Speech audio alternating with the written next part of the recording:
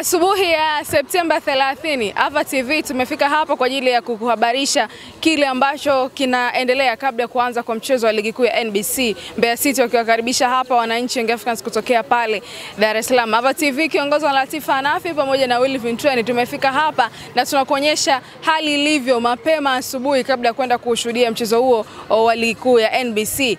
Mbeya City wakiwa kwenye uwanja wao nyumbani wa Kumbukumbu ya Sokoine hapa Mbeya dhidi ya klabu ya Young Africans. Ikiwa ni mchezo wa pili kwa klabu ya Young Africans, lakini pia ni mchezo wa tatu kwa upande wa Mbeya City. Nani kuondoka na alama tatu? Kwanza shuhudia nini kinaendelea hivi sasa ama hali ilivyo mapema asubuhi kabla ya kwenda kushuhudia mchezo huo. Wanaonekana hapa wafanya biashara mbalimbali hasa wauzaji wa jezi wakiendelea na biashara, lakini pia yako mambo mbalimbali ambayo yanaendelea kuwekwa sawa kuhakikisha muda wa mchezo unapofika kila kitu kinakuwa sawa. Nikuhabarisha tu ama nikukumbushe kwamba endelea kukaa karibu na mitandao yetu ya kijamii hususan pale YouTube, lakini pia Instagram. Hakikisha unatufuata ili kuwa wa kwanza kupata habari za kimichezo zenye ukweli na uhakika.